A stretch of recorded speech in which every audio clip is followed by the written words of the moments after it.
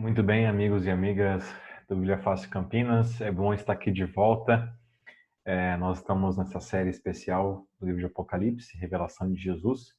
Estamos estudando o texto de Apocalipse nos seus capítulos, nas nossas grandes porções, buscando entender o plano de Deus para a nossa vida, buscando ter relacionamento com Deus. Eu espero que você esteja gostando. Você percebeu que nós tivemos um pequeno atraso aí na entrega desse vídeo, que é o sétimo vídeo. Nós já estamos, inclusive, preparando o oitavo. Então, fica tranquilo que os vídeos vão estar sempre chegando aqui para você bem quentinho, para você poder acompanhar, continuar essa série tão maravilhosa que é estudar o livro de Apocalipse. Bom, eu queria já dizer para você que é muito bom ter você com a gente mais uma vez. Vou orar agora para a gente então começar o nosso sétimo estudo e hoje o tema é bem interessante. Acho que você vai ser abençoado por esse assunto. Vamos orar. Deus e Pai nosso Rei, muito obrigado, Senhor Deus, pelo teu carinho e teu amor em nossa vida. Queremos pedir a iluminação do Espírito Santo nesse momento para compreender a tua palavra, a tua Bíblia e o livro de Apocalipse para a nossa vida, Pai. Que nesse momento o Espírito Santo venha nos dar entendimento e a gente consiga aplicar isso em nossa vida e experiência contigo, nosso relacionamento individual contigo, Pai. Obrigado por tudo. Oramos em nome de Jesus. Amém. Bom, eu queria que você vamos direto ao assunto, né? Vamos para o livro do Apocalipse, capítulo 8, e vamos hoje estudar as 7 trombetas. Você já deve estar percebendo que nós estamos encerrando uma sessão muito importante do livro de Apocalipse, que é uma sessão mais histórica, e depois nós iremos para uma sessão mais escatológica, ou seja, que envolve os assuntos do tempo do fim, que acontecem antes da segunda vinda de Jesus, tá? Então hoje nós teremos o último estudo que encerra essa porção mais histórica e no próximo estudo iremos iniciar uma porção em detalhes que vai compreender o tema dos tempos do fim, tá bom? Bem, antes de ler com você aqui as 7 trombetas, né, os textos que envolvem a nosso estudo de hoje, deixa eu apenas te mostrar algumas coisas que vão introduzir o tema de hoje, tá? Bom, a primeira coisa que eu quero te mostrar, perdão, deixa eu só compartilhar aqui com você a nossa tela. Então, ok. Antes de mais nada, antes de nós entrarmos de maneira específica o que é de fato as trombetas, o significado delas na história, deixa eu apenas dizer uma coisa para você. As trombetas elas estão num contexto muito semelhante aos dos selos, tá? Qual que é a semelhança principal da aplicação das trombetas na história, tá? Com os selos que nós vimos no último estudo. Basicamente, tanto os selos quanto as trombetas, elas acontecem em um período de tempo onde basicamente o que está aqui, o que está acontecendo nesses dois blocos de texto é que o evangelho está sendo pregado a todo mundo, a todas as nações.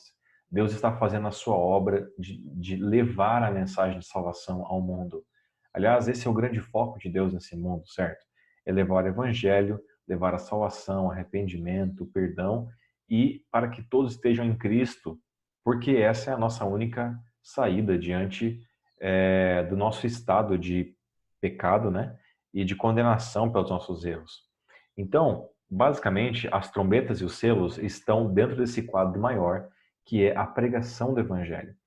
E, basicamente, os selos e as trombetas se referem à aceitação ou à rejeição do evangelho, ok?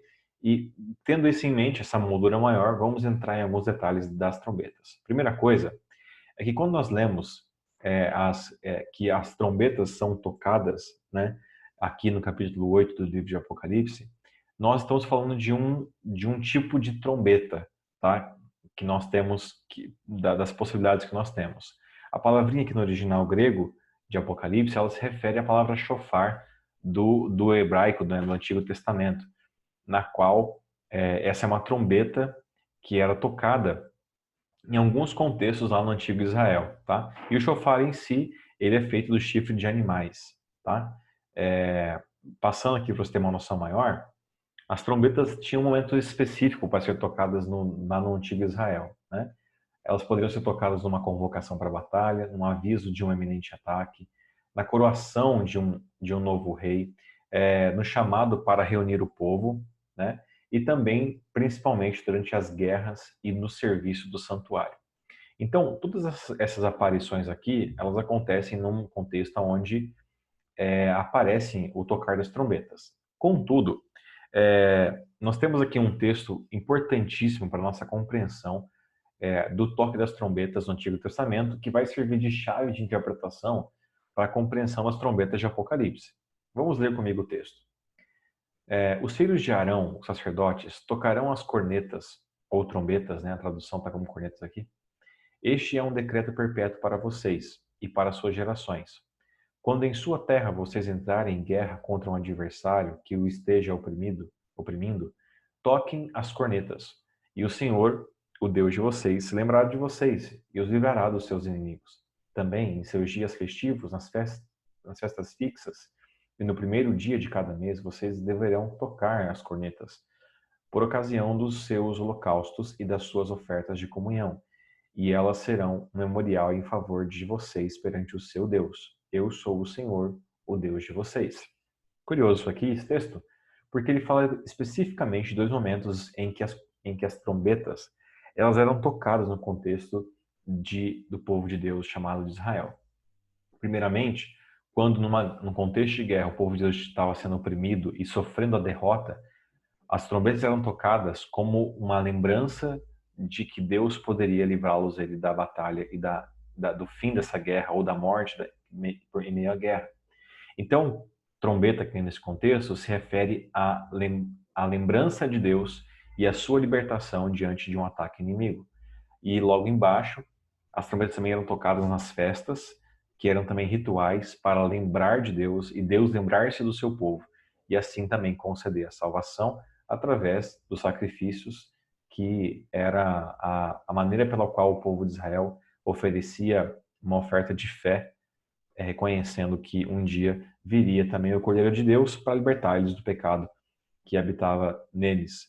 Então, é curioso que nos dois contextos principais que aparecem as trombetas, elas aparecem numa menção da lembrança de Deus pelo seu povo e na libertação de Deus dos opressores do povo. Isso é muito marcante na compreensão, e grava isso, né?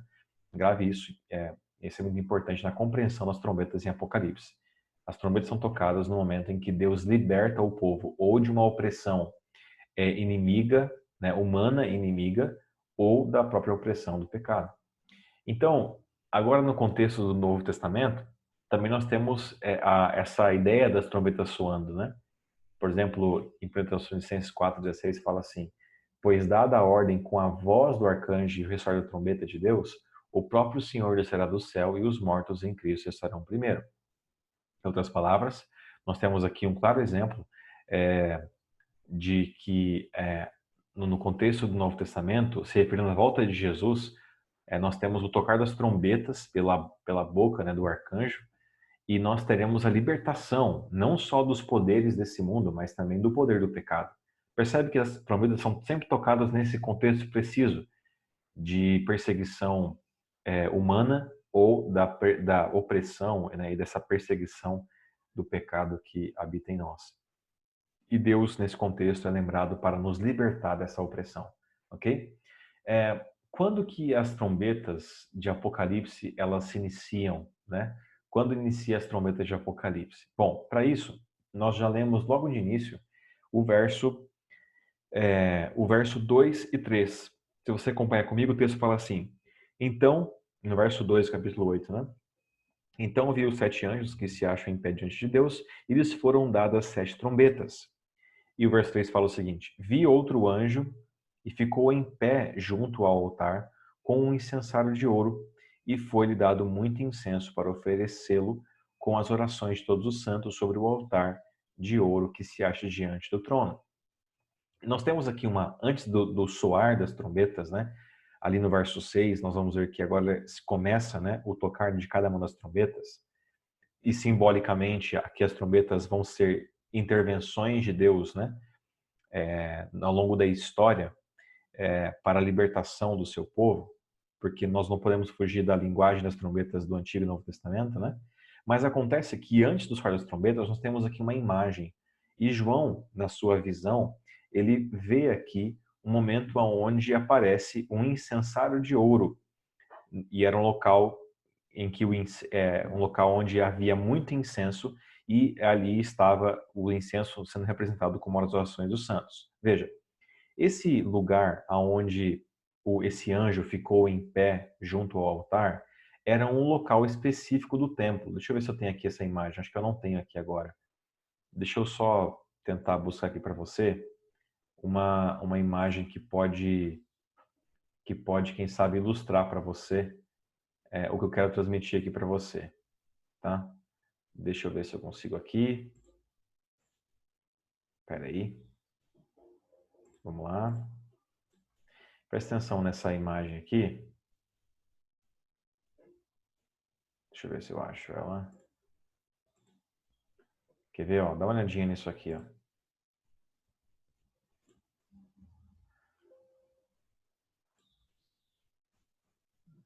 Não tô conseguindo. Opa, desculpa. Pessoal, eu não vou conseguir. Eu não vou conseguir. Mas deixa eu te falar aqui uma coisa que vai te ajudar você a entender. Lembra que lá no santuário de Israel, no tabernáculo, no templo de Israel, ali Deus queria ensinar ao povo o plano da salvação. E havia um altar inicial, que era o altar onde ali era recebido o sacrifício. E aí o texto que nós lemos no verso 3 fala que o anjo ficou em pé junto ao altar. Só existe uma possibilidade de alguém ficar em cima do altar, que era o altar do sacrifício, ok? Bom, porque o altar de sacrifício, ele não era um altar como se fosse uma churrasqueira, ele era um altar alto mesmo. O sacerdote subia em cima do altar, imolava o cordeiro e o sangue corria pela borda do altar. E ali então esse sangue era o sangue que era levado para dentro da tenda e ali esse sangue ele era aspergido lá naquela cortina de separação entre o lugar santo e o lugar santíssimo, ok? Bom, o grande ponto aqui é que a cena que nós estamos vendo aqui é a cena do sacrifício simbólico do santuário, mas a aplicação desse sacrifício na história foi a morte de Jesus. Então, quando que se inicia o tocar das trombetas? Quando o sacrifício de Jesus ele foi efetivado, aconteceu, e esse sacrifício agora simboliza que ele foi feito para que todos eles, durante todos os séculos futuros, todo mundo consiga, através desse único sacrifício, a validade para o perdão dos seus pecados em todas as eras. Por isso que eu até coloquei aqui para vocês darem uma olhadinha nessa compreensão aqui, em que logo após, né, esse momento em que o sacerdote ele oferecia o sacrifício dentro do contexto da tenda do templo, ele saía então, ok, para dizer para aquela família que foi lá levar o cordeirinho que foi aceito, né? O sacrifício foi aceito e eles agora têm os seus pecados simbolicamente perdoados por Deus. E automaticamente nós, logo após esse momento, nós tínhamos 7 sacerdotes que faziam parte do ritual e cada um tinha uma trombeta ou um chofar em sua mão e todos eles tocavam as suas trombetas nesse exato momento que acontecia após a oferta oferecida. Então, até eu coloquei aqui para você nessa frase, né? As trombetas no ritual do santuário eram tocadas imediatamente após o sacrifício do cordeiro, e as orações dos santos serem simbolicamente levadas a Deus. Então, quando que inicia as trombetas de Apocalipse?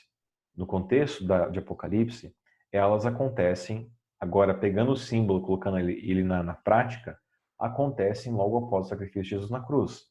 Então, o tocar das trombetas de Apocalipse significa que foi feito um sacrifício válido para todos e válido para sempre. Então, aqui nós começamos, então, a primeira trombeta. Eu acho que ficou claro para você quando que começam as trombetas, né? Acontece, obviamente, após a aceitação do sacrifício, e esse sacrifício é Cristo na cruz. Bom, Verso 6 fala assim, ó, do capítulo 8. Então, deixa eu até fechar aqui um pouquinho, depois eu volto aqui para a gente. O texto fala assim, então, os 7 anjos que tinham as 7 trombetas prepararam-se para tocar.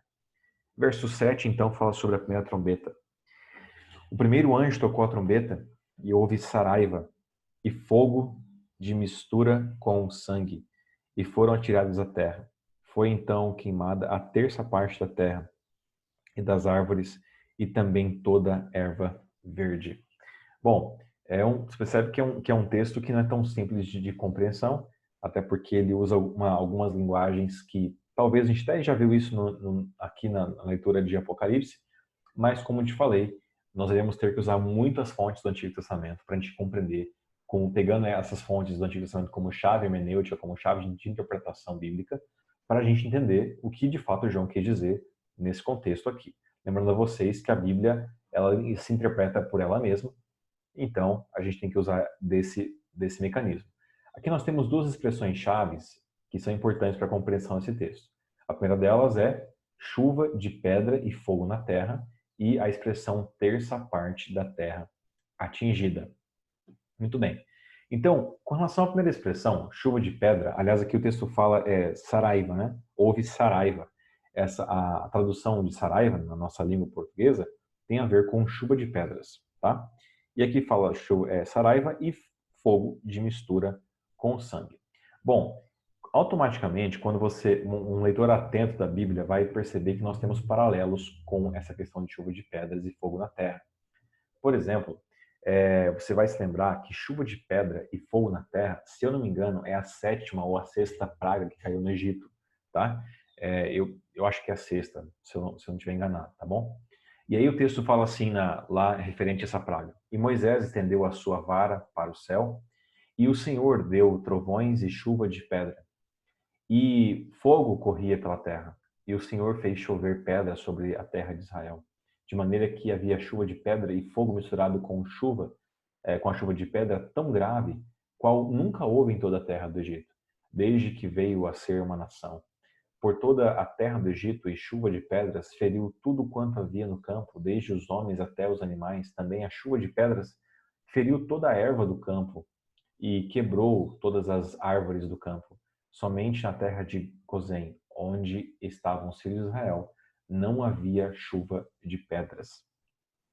Esse é um texto, automaticamente, quando você lê isso em Apocalipse, né?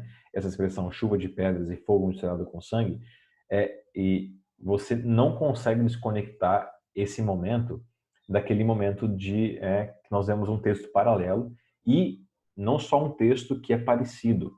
Lembre-se que eu disse para você que as trombetas sempre são tocadas em que momento?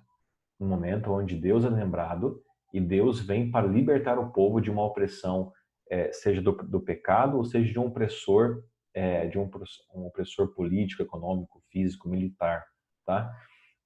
E no contexto do povo de Israel no Egito é a mesma coisa. As pragas elas são uma ação divina para libertar o seu povo de um poder político, econômico, militar opressor do seu povo.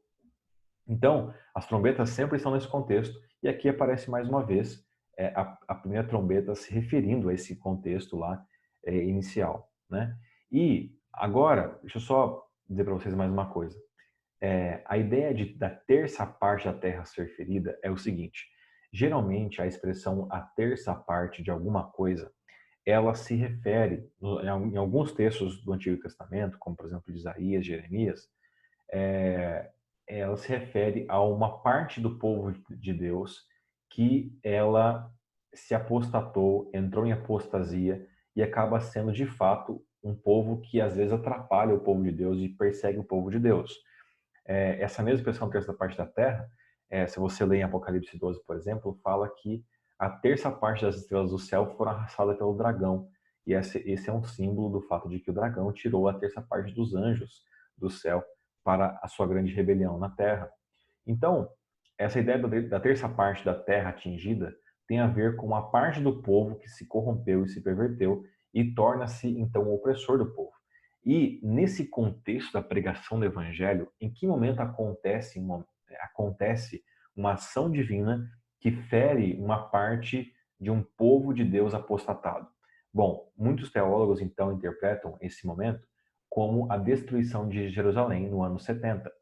Foi nesse período em que muitos judeus, na sua grande maioria opressores do povo de Deus, que perseguiam e matavam os cristãos pelo grande número de conversões que havia no cristianismo, eles sofreram então um ataque de Roma, do Império Romano, e nesse momento houve um massacre violento dos romanos diante dos judeus, que automaticamente eram opressores do povo de Deus, ok?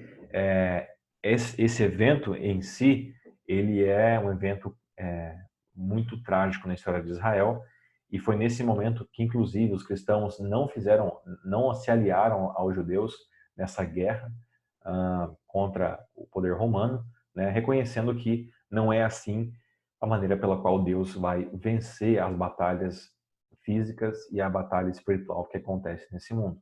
Portanto, nessa ação, o evangelho ele ganha um respirar, ele ganha fôlego para que ele cresça, porque um povo opressor foi derrotado por um outro tipo de povo opressor, que era Roma, o Império Romano, né? Percebe que aqui nós temos dois povos opressores, né? Nós tínhamos os judeus que oprimiam os cristãos e também os romanos também que tinham a mesma ferramenta de opressão. Tanto que a segunda trombeta ela tem conexão também com a queda, tem a ver com uma ação divina que vai frear o poder romano de opressão ao evangelho. Então, no contexto da segunda trombeta, vamos apenas ler aqui o texto, né? O texto fala assim, verso 8. O segundo anjo tocou a trombeta, e uma como que grande montanha ardendo em chamas foi atirada ao mar, cuja terça parte se tornou em sangue. E morreu a terça parte da criação que tinha vida, existente no mar, e foi destruída a terça parte das embarcações. Bom, aqui nós temos duas expressões chaves, né, principais para a compreensão desse texto. A primeira delas é que grande montanha grande em chamas, e a terça parte se tornou em sangue, né? Nós temos aqui um momento histórico também, mas antes de chegar nele, nós vamos tentar interpretar essas duas frases, né, que servem para a compreensão, para a leitura desse texto. Primeira coisa é a expressão grande montanha ardendo em chamas. Bom, se você voltar um pouquinho, você vai perceber que a ideia de uma grande montanha em chamas, ela já aparece em outros contextos da Bíblia, tá?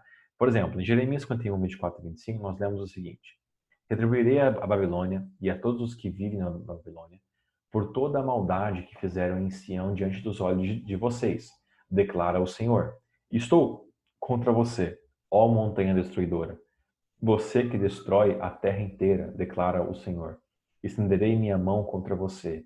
Eu a farei rolar pelos penhascos e farei de você uma montanha em chamas. Olha só que curioso. A ideia de uma grande montanha ou de uma montanha em chamas é uma referência à opressão da Babilônia em relação ao povo de Deus. Mais uma vez, nós temos aqui a conexão das trombetas com uma linguagem, né? Uma linguagem em que, mais uma vez, Deus é relembrado, Deus é lembrado e Deus vem intervir para tirar a mão opressora de um poder militar, religioso, político diante do seu povo e dos planos que Deus tem para o seu povo, tá? Então as trombetas e a linguagem que ela usa está totalmente conectada com a mão de Deus livrando o seu povo de uma opressão que persegue os planos de Deus através do seu povo. Lembrando aqui, pessoal, que é uma coisa muito importante, é que Deus ele é soberano em relação à pregação do evangelho e ele é soberano em relação ao cumprimento da sua vontade aqui na terra. Mas Deus sempre usou a sua igreja como uma ferramenta, um meio para fazer o seu plano aqui na terra. Então Deus ele cuida da sua igreja, cuida do seu povo, para que eles continuem pregando a sua mensagem. Então as trombetas estão altamente conectadas com isso. E nesse contexto aqui, nós vemos que a grande montanha no tempo de Jeremias, né, que perseguia Israel, era chamada de Babilônia. Contudo, nem sempre Babel, né, aliás, Babilônia vem da palavra Babel, Lembrando que Babel, se você lembrar da história lá que acontece antes do dilúvio, né?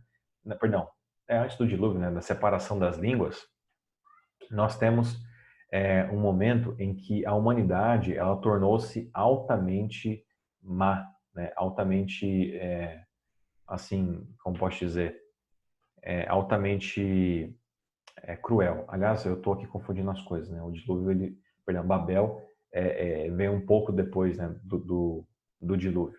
Mas o grande ponto aqui é que a ideia de Babel é a ideia, a palavra Babel, na verdade, quer dizer um povo, né, ou uma rebelião contra Deus, né, a cidade contra Deus. Essa era a ideia de Babel, né, construir um império, um reino que vive e reina e vive e organiza a sociedade contra Deus. Bom, é verdade que em muitos tempos diferentes nós tivemos uma cidade ou um poder que sempre esteve contra Deus. Se você olhar para o tempo de Moisés, a grande Babel não era a Babilônia, mas sim o Egito, né? Era o grande poder opressor. Com Daniel, nós temos Babilônia, de fato, né? O Império Babilônico, que era o grande poder opressor em relação ao povo de Deus e fazia uma obra contra Deus na sua adoração a ídolos e por aí vai. No contexto de Jesus e João, nós temos já um outro momento histórico em que Roma era o grande império opressor que perseguia, oprimia, matava, martirizava muitos cristãos, né? Então, na história sempre houve um poder humano reconhecido como Babilônia, como um poder que está contra Deus, né? Até aqui fica até uma perguntinha para você, para deixar uma pulguinha aí atrás da sua orelha, que nós vamos inclusive responder isso nos próximos estudos, né? Agora ainda mais nesse tempo nós vamos estudar especificamente nos próximos estudos no momento final da história humana. A grande perguntinha que eu deixo para você é o seguinte: quem é de fato a grande Babilônia dos nossos dias, né? Hoje, no tempo que você vive, qual é o grande poder humano opressor do Evangelho, né? E da pregação do Evangelho, da salvação em Jesus Cristo? Você conseguiria olhar para a tua sociedade hoje, onde você vive, no mundo em que você vive, e tentar discernir qual é o grande império, o grande poder humano opressor e que tenta frear a pregação do Evangelho? Deixar essa perguntinha para você, porque a gente vai buscar respondê-la nos próximos estudos. Mas, voltando aqui ao nosso tema, então nós temos aqui basicamente a continuação, então, do fato de que sempre houve um poder opressor. Então, a gente viu esse texto que remonta ao fato de que a segunda trombeta é uma trombeta que fala sobre esse episódio, né? Então, eu diria assim para vocês que nós temos aqui agora um poder chamado de montanha, certo? Chamado de uma montanha que está ardendo em chamas e ela foi atirada ao mar, cuja terça parte se tornou em sangue. Mais uma vez, nós estamos vendo aqui uma ação divina para frear um poder que está oprimindo o povo de Deus. Bom, se essa grande montanha, esse grande poder, lá no passado era chamado de Babilônia, para Moisés foi Egito. A grande pergunta é, no tempo de Jesus, quem foi esse grande poder? Bom, no tempo de Jesus, esse grande poder opressor, né, um símbolo de Babilônia, foi a Roma, né? Foi a Roma imperial. E aqui, muitos teólogos agora aplicam, então, essa ação divina como a queda de Roma imperial, ok? E a ideia que nós temos aqui da terça parte que se tornou em sangue é também a ideia de que uma parte do povo de Deus também se corrompeu junto com essa grande montanha, se aliou a essa grande montanha, né? E se você olhar para a história, realmente, no século I e II, nós temos um período em que uma parte do povo de Deus, século II e III mais intensamente, nós temos uma grande parte do povo de Deus que se vendeu, né, aos princípios de Roma e meio que tentaram fazer uma religião híbrida, né, entre aquilo que era de Deus e aquilo que era de Roma. Você sabe como é que isso aconteceu na história e quão ruim foi isso, né, para a religião cristã. Basicamente, muito do cristianismo se corrompeu ao longo da história por essa fusão. Por isso que foi resultado de uma crise, né? Até peguei essa informação aqui na internet. Foi resultado de uma crise que se instalou a partir do século III depois de Cristo, A desagregação é o termo que os historiadores utilizam para explicar a queda do Império Romano, que aconteceu em 436 depois de Cristo, quando o último imperador romano, Rômulo Augusto, foi destituído por Odoacro, rei do povo germânico Érulo. Então, queda do Império Romano é a aplicação mais recorrente entre os teólogos protestantes em relação à aplicação da segunda trombeta. Foi nesse momento, então, que nós temos uma queda desse poder romano de maneira hegemônica, né? E nós temos, inclusive, uma ascensão de um poder religioso e político, né? Aqui é onde começa, então, nesse mesmo período da história, onde começa a Roma papal, né? Começa, então, o seu império de dominação durante 1000 anos, desse período do quinto século até o 15º século, onde acontece, então, esse período de hegemonia da Roma papal, onde o poder religioso e político eles se unem. Bom, nós temos agora então a terceira trombeta. Vamos aqui então para o verso 10. O texto fala o seguinte: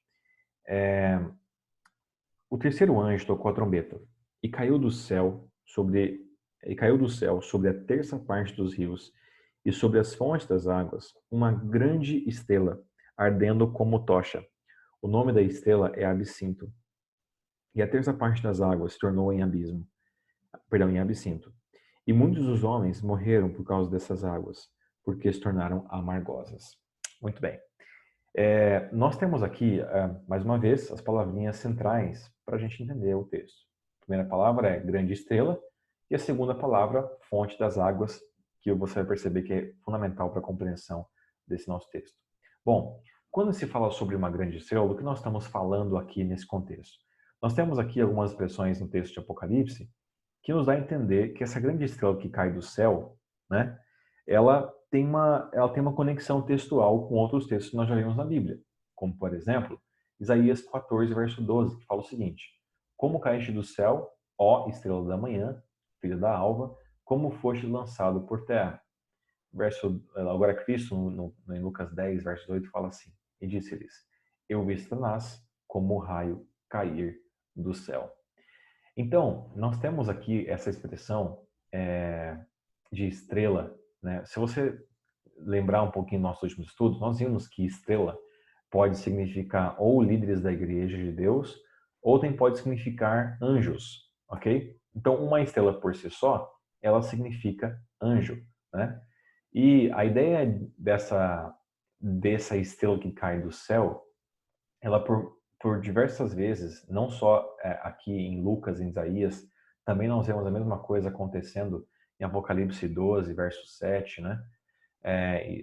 Versos 7, 8 e 9, a ideia de que, de fato, este caiu do céu como se fosse uma estrela ou grande estrela, é chamado por Jesus de Satanás. E também o próprio Cristo fala que ele cai do céu. Então nós temos aqui, nesse momento, uma ideia de que esse que cai do céu, ele cai, e aí o texto fala que ele também tem uma obra a ser feita aqui, ele faz uma obra que tem a ver com as fontes das águas, né? O texto fala que ele caiu sobre a terça parte dos rios e sobre as fontes das águas, uma grande estrela ardendo como tocha. O nome da estrela é absinto. Essa palavra absinto, ela tem a ver com a planta. Tem uma planta chamada absinto, e essa planta é uma planta amargosa. E o texto fala que a terça parte das águas se tornou em absinto, ou seja, amargas. E muitos dos homens morreram por causa dessas águas, porque se tornaram amargosas. E então a gente tem agora também a nossa, nós temos que também entender o que são as fontes das águas, tá? No contexto bíblico, o que quer dizer fonte das águas? Aparentemente não é as fontes literais das águas, é da onde vem nossa água potável. Por exemplo, se você for aqui em Isaías 12:3, nós vemos o seguinte: e vós com alegria tirareis água das fontes da salvação. Então parece que fonte das águas, né, tem a ver com a mensagem de Deus, a salvação que chega até o povo, né? Salmos capítulo 1, verso 3 fala assim: pois será como a árvore plantada junto a ribeiros de águas, a qual dá o seu fruto na estação própria, e cujas folhas não caem, e tudo quanto fizer prosperará. Isso referindo às pessoas que ouvem a palavra de Deus, né? Então, mais uma vez, parece que a ideia de águas, né, ou daquilo que é plantado junto às águas, ou aquilo que recebe as águas, também prospera, como se fosse alguém que ouve a palavra de Deus e pratica ela, né? E aí o texto de Apocalipse 21:6 fala assim: E disse-me mais: Está cumprido. Eu sou o Alfa e o Ômega, o princípio e o fim. A quem quer que tiver sede, de graça lhe darei da fonte da água da vida. Muito bem. Nesse momento, Cristo, ele se refere como aquele que é a fonte da água da vida. Você se lembra naquele episódio clássico que Jesus se encontra com a mulher samaritana? Ele também se oferece como a água da vida, porque aquele que se encontrar com Jesus, conhecê-lo e obedecer seus mandamentos, certamente vai encontrar a água da vida, ou seja, uma vida próspera, onde a salvação permeia a sua vida. Então, a ideia de fonte das águas tem a ver com a mensagem de Jesus, que é uma mensagem de salvação e renovação das nossas forças. Então, o texto fala que o diabo, aqui, Satanás, nas palavras de Jesus, ele fez uma obra, ou está fazendo uma obra, de tornar amarga a água ou a fonte das águas, né? Ao passo que as pessoas não conseguem ter acesso àquilo que de fato pode libertá-las da prisão do pecado. Então, nesse contexto da pregação do evangelho, aqui o diabo faz alguma obra que evita com que as pessoas tenham acesso à fonte da salvação, que é Jesus. E é por isso que aqui agora nós vemos a grande aplicação que muitos teólogos protestantes fazem desse texto, é o fato que no período da Idade das Trevas, ou Idade Média, e também da grande apostasia da Igreja, nós temos então esse período que percorre aí de 1500, do ano 500 a 1500 da nossa era, um período de grande escassez da palavra de Deus. Como nós vimos, inclusive, no estudo passado, nós vimos que nesse período onde surgiu as grandes práticas que contradizem aquilo que a Bíblia ensina. Por exemplo, foi nesse grande período aí da Idade das Trevas e também de apostasia da Igreja, onde nós tivemos a introdução de adoração aos santos, nós tivemos a introdução das orações também das orações aos mortos. Nós tivemos nesse mesmo período a ideia das indulgências, né? Compra de objetos sagrados, aparentemente sagrados para ganho de privilégio no céu, compra da salvação, inclusive. É nesse mesmo período onde a palavra de Deus foi altamente esquecida. Aliás, ela foi protegida do povo, né? Tanto que a Bíblia era pregada em latim nas igrejas e o povo não entendia latim. A Bíblia é, era um item apenas é, que tinha acesso aos líderes religiosos da época. Então, nós temos aí na Idade Média não só também uma escuridão espiritual, né? Mas também científica, pouquíssima produção científica do conhecimento da medicina, ciência, biologia, psicologia, enfim, na pedagogia, nós temos realmente um período de grande escuridão intelectual, espiritual, cognitiva, né? Ou seja, a ideia de que realmente a fonte das águas, né, ela foi quase que secada, né? Ao passo que as pessoas não tiveram acesso ao conhecimento transformador da palavra de Deus. Então, tudo isso vem para nos trazer a imagem de que esse foi um período, então, onde a Bíblia narra, onde o evangelho sofreu um ataque, mas nós vamos ver que ainda com esse ataque, nós temos ainda assim, né, apenas uma parte dessa água se secou. Por exemplo, se você olhar para a história, esse é o mesmo período em que nós tivemos um movimento chamado dos valdenses, né? Foi nesse período em que os valdenses eles surgem como um povo nômade que sobrevivia da venda de objetos que eles podiam vender, moravam nas montanhas, e eles conseguiram viver esse tempo com a palavra de Deus no coração, eles memorizavam os textos da Bíblia, ensinavam para os seus filhos, e isso é uma demonstração de que, mesmo nesse período de águas amargas, né, ou seja, de um evangelho escondido, nós temos ainda assim pessoas que Deus providenciou e viveram nesse tempo confiantes na palavra de Deus. Isso é maravilhoso. Bom, nós temos então agora a quarta trombeta, tá bom? Nós estamos caminhando já para o final desse estudo aqui, Mas deixa eu te mostrar então aqui a quarta trombeta. Vamos, na verdade, primeiramente, ler o texto da quarta trombeta. Verso 12 fala assim: O quarto anjo tocou a trombeta, e foi ferida a terça parte do sol, da lua e das estrelas, para que a terça parte deles escurecesse, e na sua terça parte não brilhasse tanto o dia como também a noite. Então vi e ouvi uma águia que voava pelo meio do céu, dizia em grande voz: Ai, ai, ai, dos que moram na terra, por causa dos restantes vozes da trombeta dos três anjos que ainda têm de tocar. Bom, você então agora vamos tentar pegar aqui as palavrinhas-chave para a compreensão desse texto. Mais uma vez nós vemos a aparição de uma porção, né, que é tocado. Nós vemos aqui uma águia que aparece voando no céu. É interessante essa aparição dessa águia. Já vou explicar um pouquinho o que significa. E também esses três ais, né? Ai, ai, ai.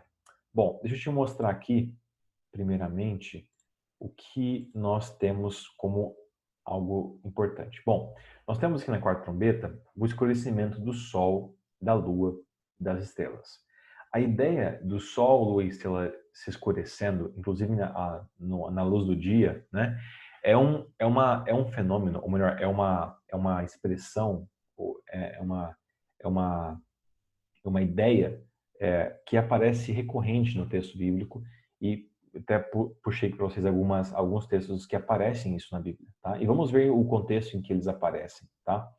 Então, por exemplo, Joel 2, verso 10 fala assim: Diante dele tremerá a terra, abalar-se-ão os céus, o sol e a lua se enegrecerão, e as estrelas retirarão o seu resplendor. Então, olha só que curioso, é bem parecido, né? Aquilo que nós estamos vendo aqui. Amós 5:20 fala assim: não será, pois, o dia do Senhor trevas e não luz? Não será completa escuridão sem nenhum resplendor? Veja que o contexto aqui que nós temos, ele aparece sempre num contexto de julgamento, né? Ou num contexto de juízo.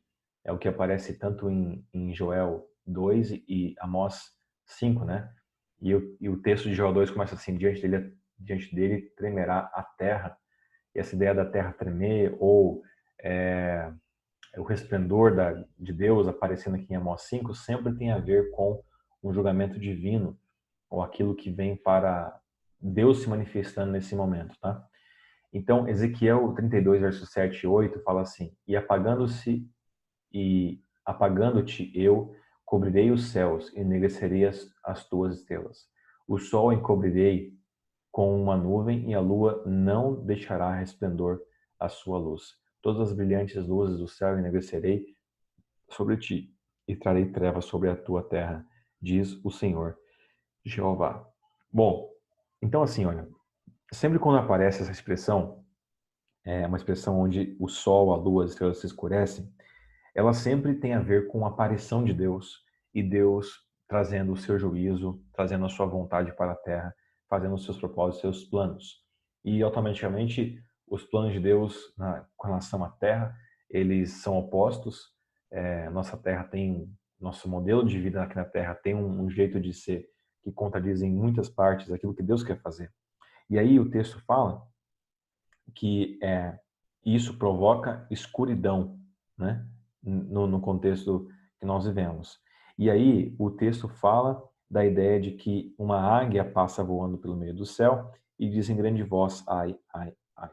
Bom, essa ideia a ideia é, do que nós temos aqui como águia é a ideia de que, no contexto do Antigo Testamento, nós temos uma águia que conduz o povo de Deus em meio ao deserto, né? Quando você vai em Êxodo 19, até eu tenho aqui o capítulo que vem, se você depois ler Êxodo 19, verso 4, fala de que Deus conduziu o povo dele em meio ao deserto como se fosse uma águia, né? Isso aparece em Êxodo 19, verso 4.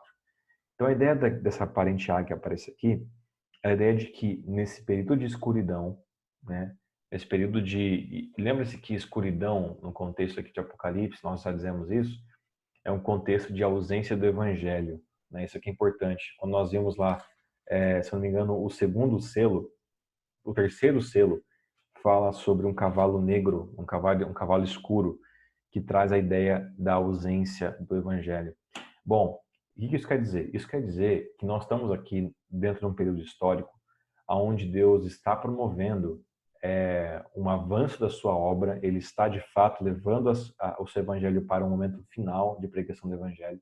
Contudo, existe um tempo de escuridão, um tempo onde o evangelho tornou-se ausente e, ao mesmo tempo, Deus vai carregar a sua igreja nesse período para que ela não morra. Bom, no contexto histórico, o quarto selo ele se aplica grandemente a um período histórico onde alguns movimentos surgiram com grande força e oposição à Bíblia. E então, logo após a Idade Média e a Reforma, nós tivemos um período onde alguns fenômenos aconteceram, né? O primeiro deles tem a ver com o racionalismo. Bom, no racionalismo, tudo gira em torno da razão. Se você não tem explicação por alguma coisa, essa coisa não pode ser aceita. No contexto do racionalismo, por exemplo, a fé ela é inútil para ajudar você na sua caminhada, né, na sua vida. Nesse mesmo contexto, surge também, logo após a reforma protestante, nós temos o ceticismo, que basicamente é a descrença em tudo que pode existir. Então aqui a verdade torna-se a verdade absoluta, ela é na verdade contestada, e a gente tem aí nesse período do século XVIII e XIX, um período, século XVII, XVIII, XIX, um período em que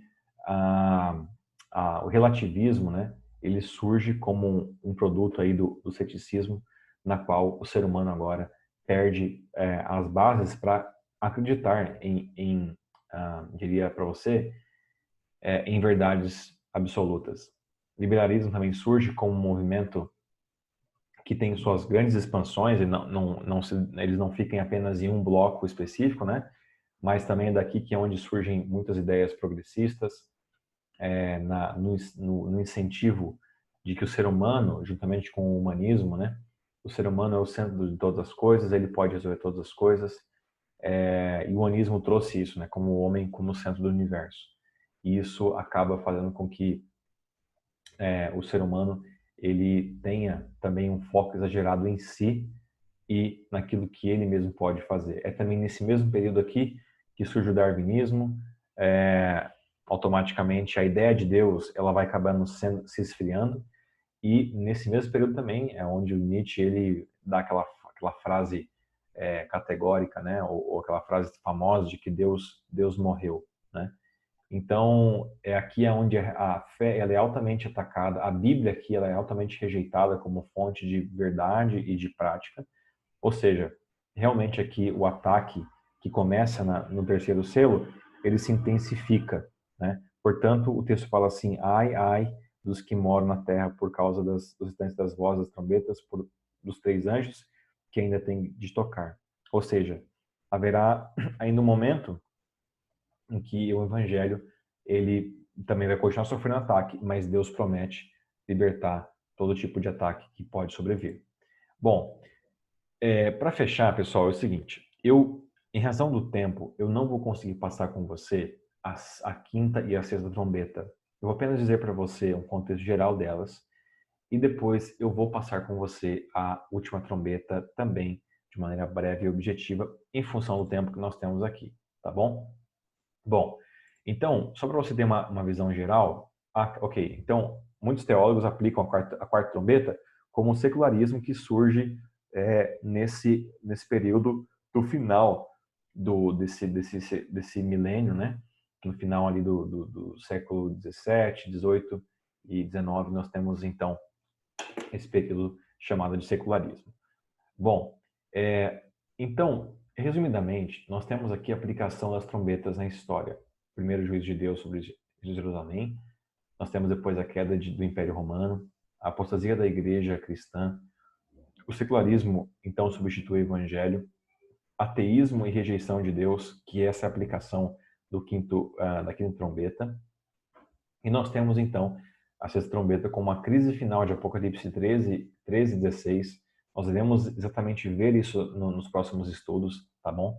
E a ascensão da Babilônia do tempo do fim. Ou seja, nós iremos ver com mais detalhes como a sexta trombeta ela se aplica no contexto maior, no contexto histórico, tá bom?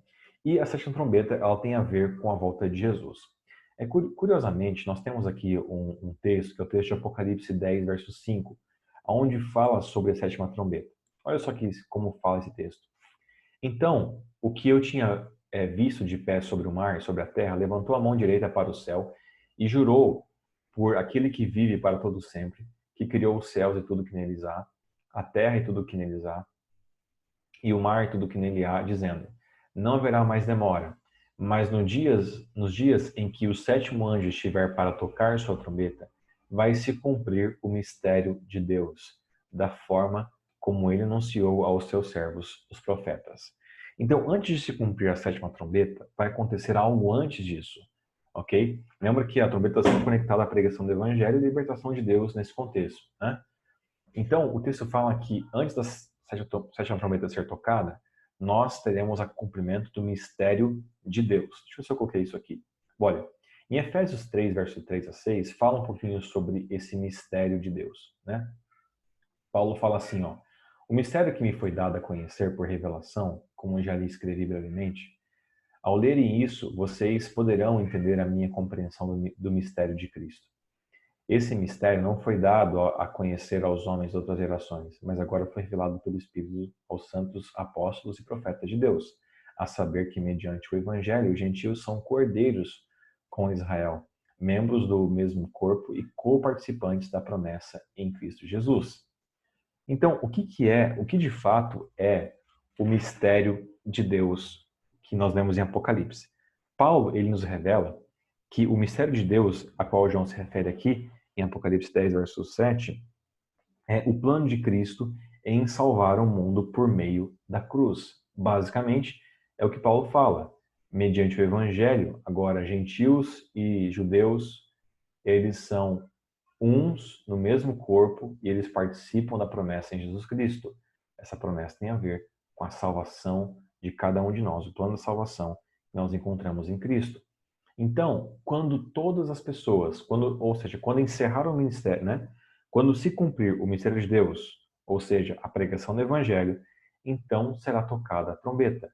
Se você for, assim, olhar atentamente a sequência das cenas finais desse mundo, a volta de Jesus ela é imediata à pregação do evangelho a todo mundo. E quando for pregado o evangelho a todo mundo, então virá o fim. E é por isso, então, que a sétima trombeta, sua aplicação, é justamente após o mistério de Deus, ou seja, a pregação do evangelho terminará um pouco antes da sétima trombeta. Portanto, a condição para o evangelho, para o evento da sétima trombeta é terminar a pregação do evangelho. Então, pessoal, deixa eu dizer uma coisa para vocês. Nós estamos diante de um momento muito importante aqui nesse mundo. Porque, basicamente, nós estamos agora, se eu fosse dizer para vocês, diante do cenário das trombetas, nós estamos em um período onde a sexta trombeta, que tem a ver com o contexto de Apocalipse 16, 13 a 16, está sendo formado e configurado. Nesse mesmo contexto, existe uma batalha chamada Batalha do Armagedon, que é uma batalha espiritual. Tudo que nós estamos vendo aqui em Apocalipse, na visão dos cristãos, é uma batalha espiritual. As coisas não acontecem por acaso. Deus está com a mão dele sobre a história. Toda vez que um povo opressor ou um poder opressor veio para eliminar o seu povo, Deus, na sua sabedoria e soberania, ele deu um jeito de frear esse poder para não destruir o seu povo. E assim sempre foi ao longo da história, assim será em nossos dias e assim vai ser até a volta de Jesus. Deus nunca vai deixar com que algum poder desse mundo oprima o seu povo a ponto do evangelho não ser espalhado. Deus tem uma obra através da igreja para ser feita antes da sua vinda. E é por isso que a grande pergunta que eu te fiz, ela entra agora em nosso contexto dos nossos próximos estudos, que é a grande pergunta: qual é a Babilônia dos nossos dias, né? Qual é o Egito, né? Qual é a Roma dos nossos dias? Qual é o poder opressor em nossos dias? E como Deus está fazendo a sua obra nesse tempo, mesmo em face desse poder opressor que nós temos que enfrentar. Hoje, nós vivemos exatamente no momento em que a sexta trombeta está se cumprindo. Existe um poder opressor sendo formado em nosso contexto e para reger as nações para o engano que o diabo vai propor como serpente, como dragão, né? como enganador, e nós, os crentes, temos que estar cientes do que vai acontecer. Acima de tudo, vivendo aquilo que Cristo falou para nós vivermos. Acima de tudo, buscando Ele de todo o coração e as suas palavras, porque a nossa única segurança diante do grande engano final que vai haver com esse grande poder opressor antes da volta de Jesus é você ser obediente e fiel às palavras de Cristo e às palavras de Deus na palavra de Deus. Então, eu queria dizer para você que a tua Bíblia, nesse momento, é a sua grande arma, o seu grande escudo contra os enganos do inimigo.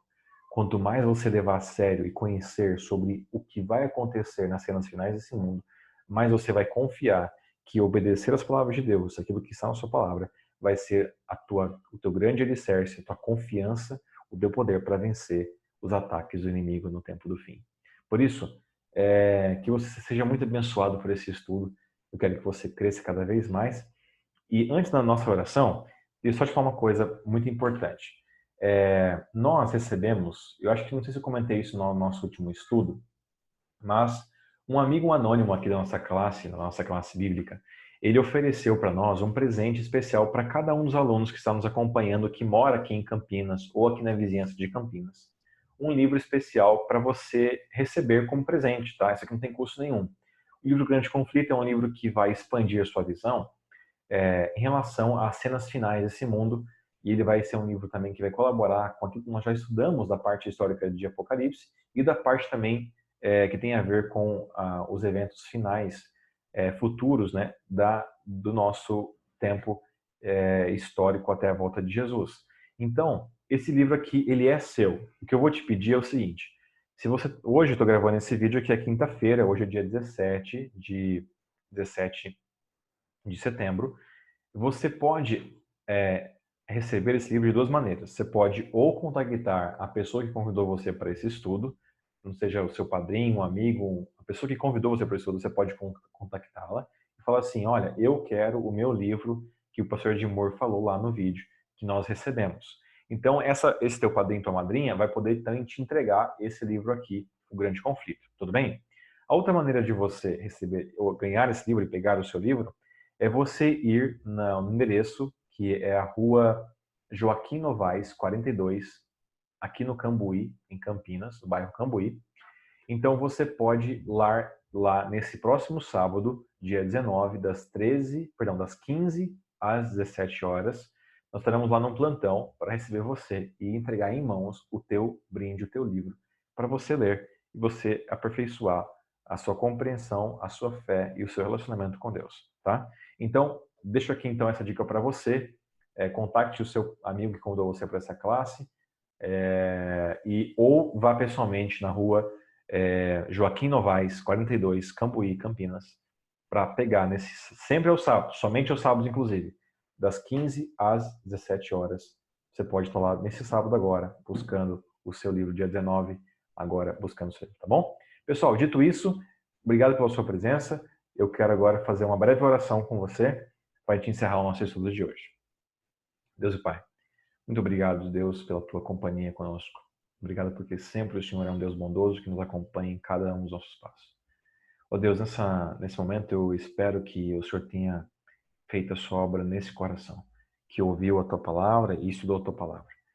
Faça morada nele, Pai, conduza essa pessoa, esse nosso aluno, esse meu amigo, para o fortalecimento da sua fé, para que ele caminhe cada vez mais forte contigo, esperançoso de que o Senhor está revelando para ele nesse momento aquilo que o Senhor sempre sonhou em falar, sempre sonhou em comunicar, e que o livro de Apocalipse, a tua palavra, Pai, inspirada pelo Espírito Santo, e ele mesmo nos ensine aos passos e nos ensine a nos proteger, e nos ensine a caminhar contigo nesse tempo de grande batalha espiritual. Nos dá, ó Deus, a tua bênção. Obrigado por tudo. Oramos em nome de Jesus. Amém. Um grande abraço para você. Deus te abençoe e até o nosso próximo estudo.